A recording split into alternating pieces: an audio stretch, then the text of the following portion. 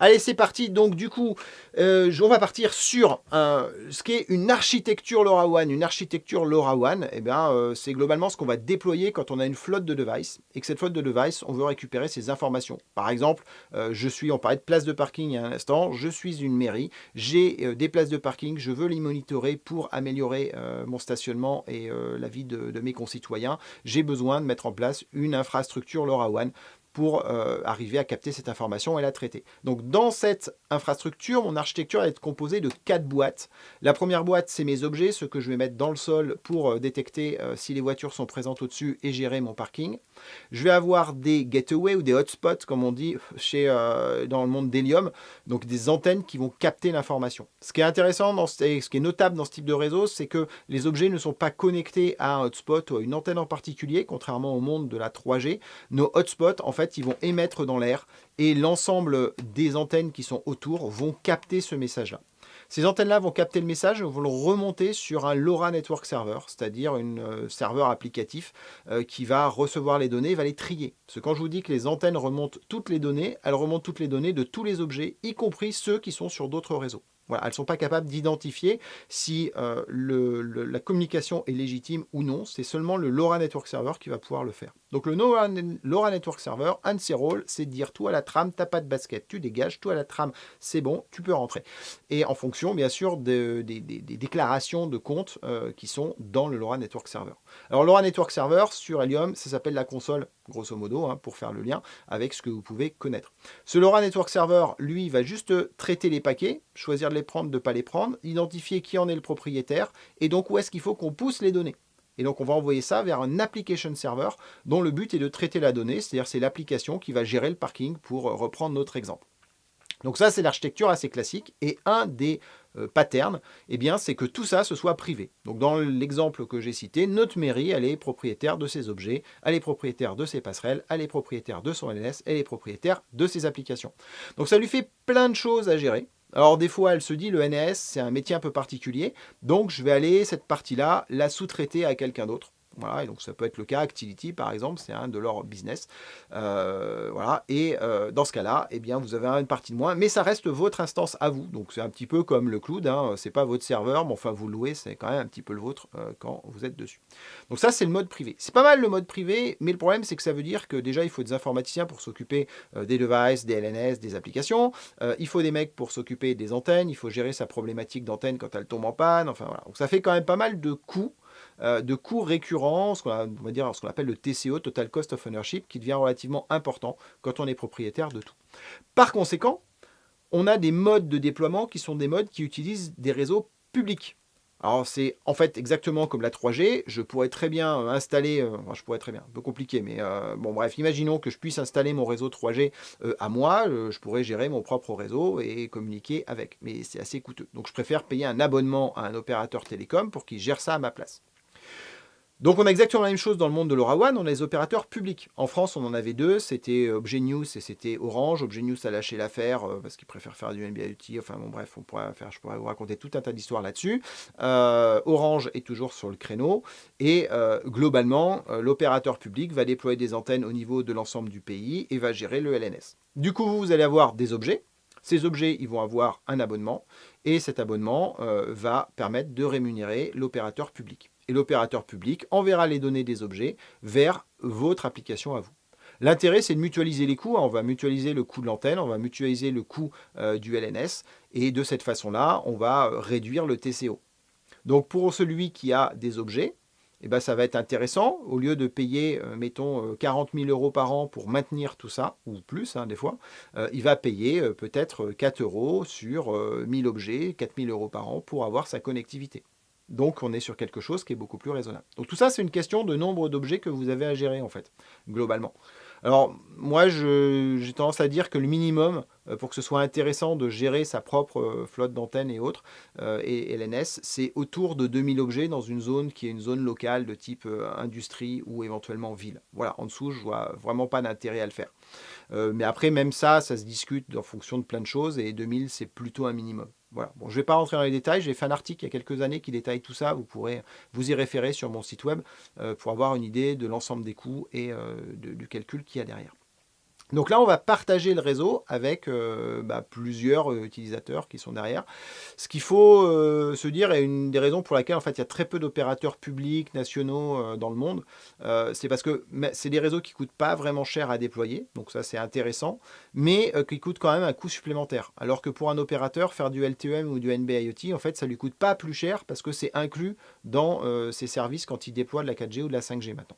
Donc du coup, ça reste un coût supplémentaire. Alors c'est un coût supplémentaire qui est intéressant s'il permet d'avoir un marché supplémentaire qu'on n'aurait pas autrement. Et la difficulté, en fait, c'est que le marché de l'IoT, il n'a pas eu le boom que tout le monde espérait. C'est plutôt une croissance qui existe et qui est importante, mais qui est une croissance qui est plutôt une croissance, on va dire, linéaire. Elle s'accélère, enfin bon, elle n'est pas à la hauteur de ce que les mecs attendaient, et donc ils ont un peu de mal à la rentabiliser, d'autant que sur un smartphone, vous vendez des abonnements à 20 balles le mois, et sur un IoT, vous vendez des abonnements à 10 balles l'année. Donc voilà, il faut qu'il y ait quand même beaucoup d'objets pour arriver à rentabiliser tout ça, même si, pour se donner une petite idée, déployer un réseau LoRaWAN à l'échelle nationale, ça coûte à peu près le prix de déployer un réseau 5G à l'échelle d'une ville. Voilà, donc on n'est pas du tout dans les mêmes ordres de grandeur, mais malgré tout, ça reste un truc sur lequel aujourd'hui la marge n'est pas gigantesque. Voilà. Donc les opérateurs publics, ils ont plutôt tendance à pousser vers NB-IoT LTE-M, tout simplement parce que pour eux, c'est la marge pure, étant donné que les technologies, elles sont déployées avec le reste. Voilà.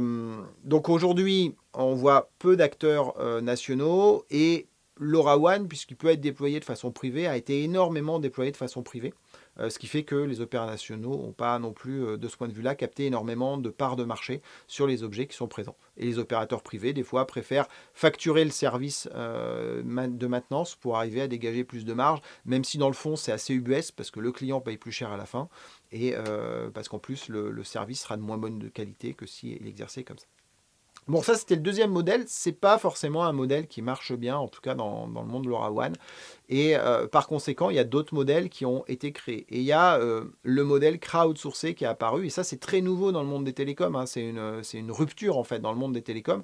Et ça arrive avec une bande de fous qui s'appelle The Thing Industry maintenant, ou The Thing Network aussi, voilà, sur l'aspect communautaire, qui sont des Hollandais et qui se disent à l'arrivée de LoRaWAN 2015-2016, en fait, on pourrait faire un truc très open source ou communautaire où en fait chacun rajoute son antenne. Et puis en fait, toutes ces antennes que tout le monde met, on va les relier et on va les relier vers un LNS qui va être central. Voilà. Et donc, il y a un opérateur public, mais cet opérateur public, il concerne que le LoRa Network Server. Et les antennes, en fait, sont des antennes privées qui sont reliées vers ce LoRa Network Server. Donc ça, c'est le modèle de The Thing Network, mais c'est aussi le modèle de Helium. C'est ce qu'on appelle un modèle crowdsourcé. Les antennes sont déployées par des gens, vous, moi, c'est ce on sait tous hein, quand on est dans Helium, mais sont aussi déployées par des entreprises qui ont besoin de couverture. Parce que très rapidement, en fait, quand vous êtes une entreprise et que vous voulez créer un service, par exemple, pour gérer les compteurs, vous dites super, j'ai Helium dans la ville, donc le réseau est là, mais d'un autre côté, quand vous vendez ça à votre client, il vous dit ouais, mais vous êtes sûr que les gens ils vont garder allumé leur hotspot. Et c'est hyper important de garder les hotspots allumés parce que c'est ça qui fait la valeur. Comme ça ne consomme pas d'énergie, j'aurais tendance à dire, je ne comprends pas pourquoi on les éteindrait personnellement. Mais bon, voilà. Mais il y a cette peur qui existe et elle est réelle. Hein. On perd des hotspots aussi tous les jours, régulièrement. Donc le professionnel qui va déployer un service, lui, en fait, il va voir le réseau crowdsourcé de la façon suivante. Il va se dire, moi, à mon client, je vais lui proposer de déployer une antenne. Cette antenne, elle a un rayon de 10 km, donc voilà, en ville, avec une antenne, je peux faire à peu près la couverture globale. Peut-être on va en mettre deux, enfin voilà, mais on va faire une couverture globale. Et tout ce qui est redondance, parce que quand on déploie ce type de réseau, c'est super important d'avoir de la redondance, parce que l'antenne peut tomber en panne, il faut que ça continue à marcher. Pour tout ce qui est redondance, on va compter sur le réseau crowdsourcé, que ce soit Helium ou The Thing Network dans cette approche-là. Ce qui fait qu'on va avoir un réseau qui est robuste, parce que si je prends une ville comme Clermont, un opérateur public, il met 10 antennes. Avec Helium, on en a 200. Donc il y a des gens qui peuvent en éteindre, hein, il n'y a pas de souci, ça continuera à bien marcher. Mais si je veux rassurer la mairie de Clermont, par exemple, pour qui on imagine ce service-là, je vais lui dire, ok, on va mettre au sommet de la cathédrale, qui domine bien tout là, ou ailleurs, hein, sur un pylône, on va mettre une antenne supplémentaire, elle va nous garantir la couverture. Et puis en fait, tous les hotspots qui sont autour, ils vont nous garantir qu'on aura bien de la résilience en cas de problème. Voilà. Sinon, j'aurais été obligé de proposer à mon client de déployer 4, 5, 6 antennes de façon à avoir une résilience correcte un peu partout et j'aurais multiplié les coûts de réseau pour lui par 6. Donc, vous voyez, c'est quand même relativement intéressant d'utiliser un réseau crowdsourcé pour ça. Donc, on a pas mal de professionnels qui ont intérêt à déployer des antennes et c'est aussi ce qui va arriver par la suite, petit à petit, dans le monde d'Helium, quand on a de plus en plus de services pro qui commencent à se déployer. Voilà, donc le mode crowdsourcé, la foule déploie les antennes, on a un LNS qui est un opérateur public et qui est partagé. Donc plein d'avantages là-dessus. On bénéficie d'une couverture qui est existante, on bénéficie d'un réseau qui est mondial, ce qui est très important. On diminue très largement le coût du réseau parce qu'on n'a plus que du coût matériel, c'est-à-dire le coût d'entretien du hotspot, il est assuré par les gens, donc il est reset une fois tous les 6 mois maintenant, voilà, et qui vont faire les installations et compagnie. Un truc qui coûte très cher dans un réseau télécom, c'est la location de l'endroit. Quand on loue une tour radio, ça coûte plusieurs milliers d'euros par mois. Donc vous voyez que sur un réseau comme Helium, où il n'y a pas de coût de location de l'emplacement puisqu'il est chez vous, eh ben on a économisé ça et c'est une partie qui est dominante en fait dans les coûts du réseau. Donc c'est là où on arrive à faire un réseau qui du coup est très peu cher et qui devient intéressant pour remplacer des réseaux privés et qui est en compétition directe avec les réseaux publics, mais en compétition au point que les réseaux publics ont un intérêt à les utiliser pour faire du roaming, c'est-à-dire pour passer la connectivité de leurs clients. Ce qu'on voit beaucoup avec CNET, ainsi de suite. Aujourd'hui, le plus gros usage du réseau Helium, c'est du roaming pratiquement. Voilà. On a quand même malgré tout là-dedans l'avantage par rapport à un réseau privé, c'est qu'on a un LNS qui est managé et donc ça enlève une grosse complexité pour les gens dont c'est pas le métier que de faire tourner un LNS. Donc deux exemples que j'ai cités, The Thing Network ou The Thing Industry aujourd'hui, c'est 20-30 000 gateways aujourd'hui qui sont déployés, c'est 1 million d'objets qui sont gérés sur The Thing Industry. Donc c'est une très grosse flotte aujourd'hui, The Thing Industry, 1 million d'objets, c'est quelque chose de remarquable. Helium, c'est 900 000 hotspots qui ont été déployés, c'est 400 et quelques mille qui sont actifs en ce moment, et c'est aujourd'hui au minimum 100 000 objets qui sont managés, c'est sans doute plus, mais par rapport au trafic, voilà, l'estimation que j'ai au moins 100 000 objets actifs aujourd'hui, c'est quelque chose qui est en croissance, comme je disais, sur ma part, j'ai une croissance de 50% depuis sur le mois dernier, et j'avais une croissance de 40% avant, enfin voilà, globalement, on a plutôt une croissance qui est globalement très bonne sur ce domaine-là, et c'est hyper important. Alors, le réseau Helium, c'est un réseau crowdsourcé particulier. Il a été boosté par une blockchain. Je ne vais pas rentrer trop dans les détails avec vous, puisque vous le savez largement plus. Et en fait, la blockchain a permis de déployer ces 900 000 hotspots en à peu près 1 an et demi, grosso modo, pour la plupart. Ce qui est vraiment impressionnant, parce qu'un opérateur public, pour déployer 10 000 hotspots, enfin 10 000 gateways dans un pays, met à peu près 1 an et demi aussi. Donc, vous voyez qu'on a un facteur de vitesse qui n'est pas du tout le même. Et ça, c'est vraiment grâce à la blockchain et à la crypto. Donc aujourd'hui, on a 480 000 hotspots qui sont actifs là-dessus.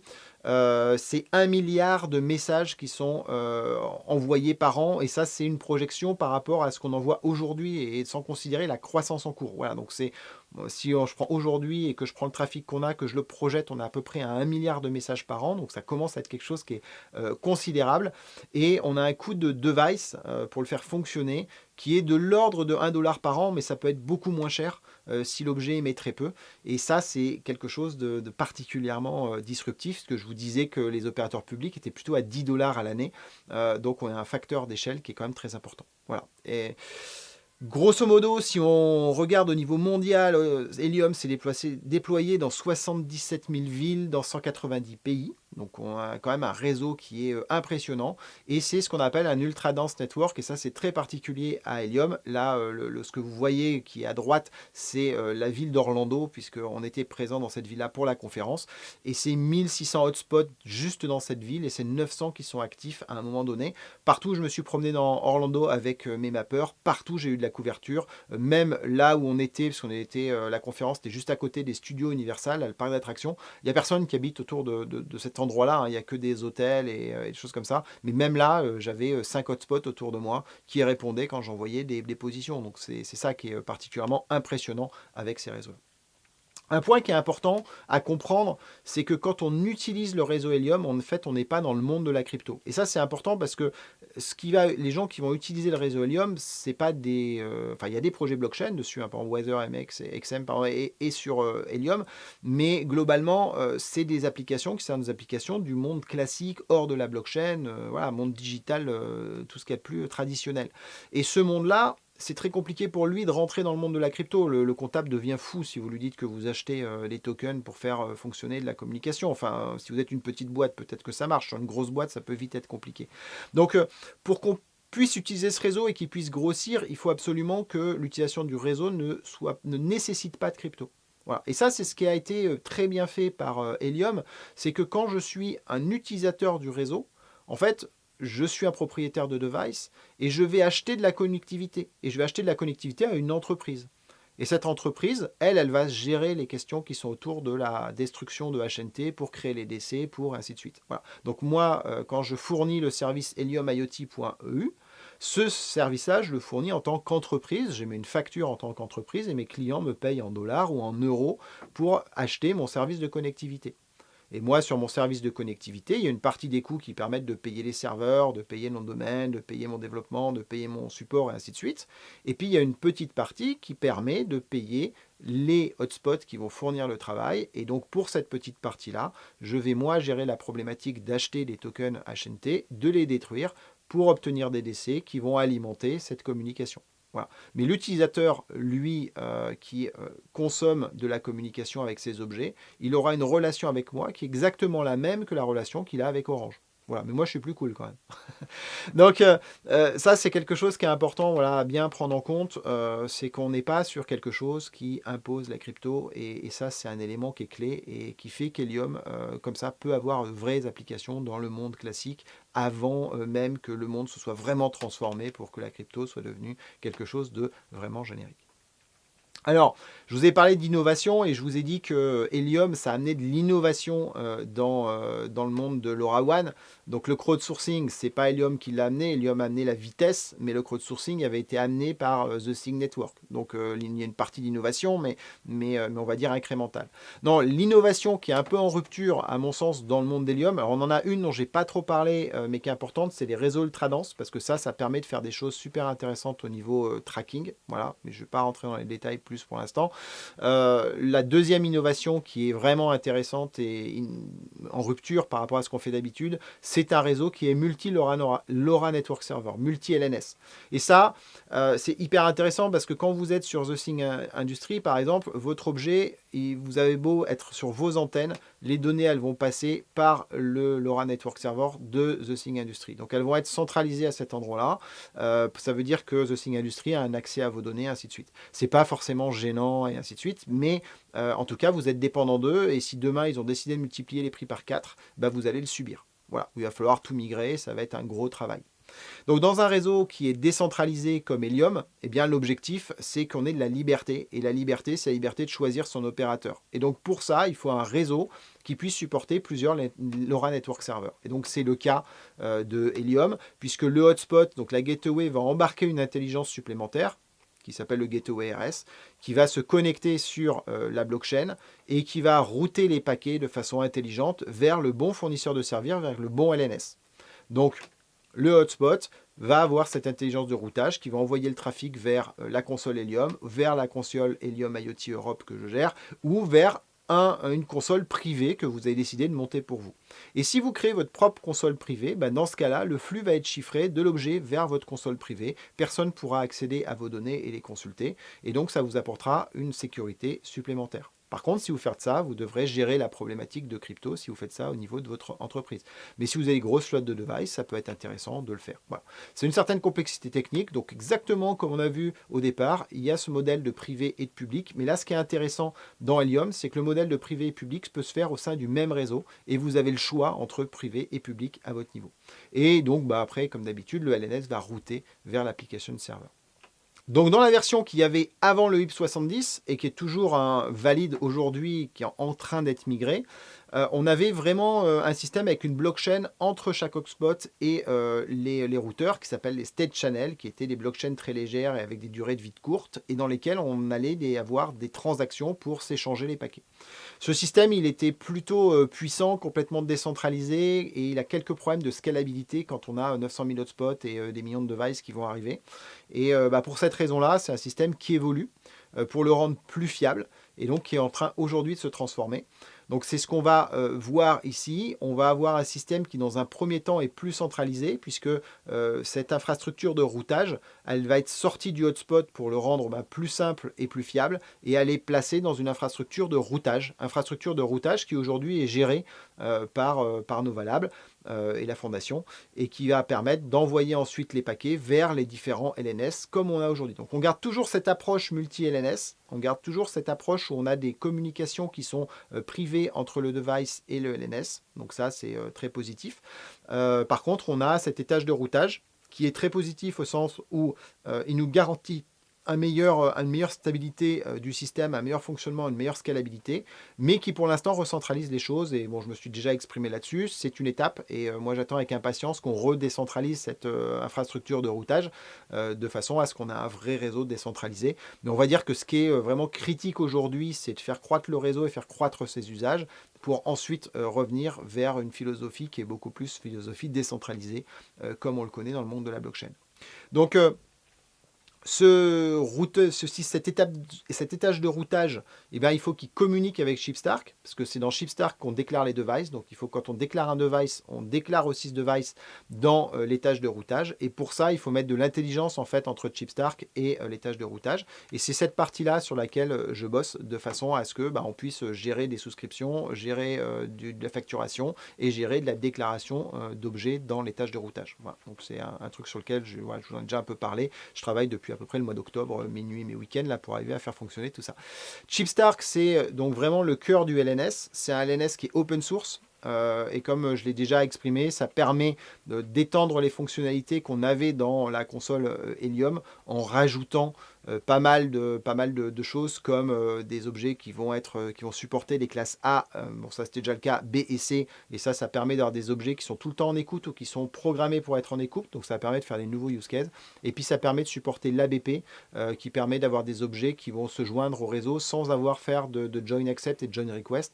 Et donc qui sont un peu plus robustes quand ils se déplacent par exemple. C'est assez intéressant. Voilà, même si d'un point de vue sécurité c'est un peu moins bien, mais voilà, c'est pas forcément le sujet de cette vidéo.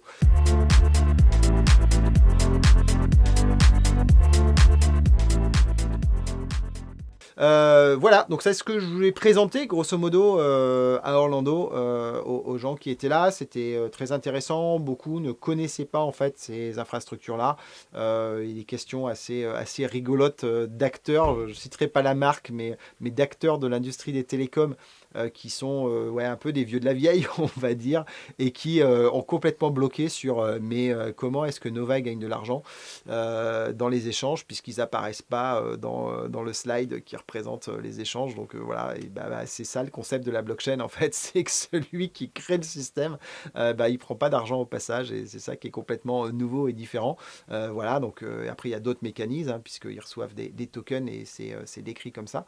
Et donc voilà, leur enjeu à eux, c'est que le réseau grossisse pour que le token ait de la valeur, pour que derrière leur entreprise réussisse et que personnellement ils s'y retrouvent. Voilà. Et c'est pour ça aussi que moi j'ai plutôt confiance dans le token sur les modèles blockchain, parce que les gens qui sont là pour développer le système, eux, le seul intérêt qu'ils ont à titre personnel ou entreprise, c'est que ce token il soit valorisé. Voilà, donc on espère que tout ça va repartir. Et en tout cas, comme j'ai essayé de vous le montrer ici, c'est l'usage qui drive l'utilité du réseau et donc finalement la valeur. Et l'usage, il y a énormément de choses qui sont en place pour que ça fonctionne. Et il y a déjà énormément d'objets qui fonctionnent. Et il en faut encore plus pour que le réseau devienne vraiment un réseau gigantesque. Sur ce, j'espère que vous avez eu le courage de tenir jusque-là et que vous avez trouvé ça intéressant. Je vous dis à bientôt. On va se refaire une vidéo quand on va arriver avec vraiment le démarrage sur Solana. Voilà, j'aurai plus de trucs à vous raconter, j'imagine, là-dessus à ce moment. Je vous ferai aussi sans doute une petite démo de cette brique entre Chipstark et le routeur là, que j'ai créé, qui servira à mes utilisateurs pour arriver à s'en servir et puis pour que vous puissiez comprendre un peu mieux et plus concrètement ce dont je parle. Et en attendant, je vous dis à bientôt, prenez soin de vous, ciao.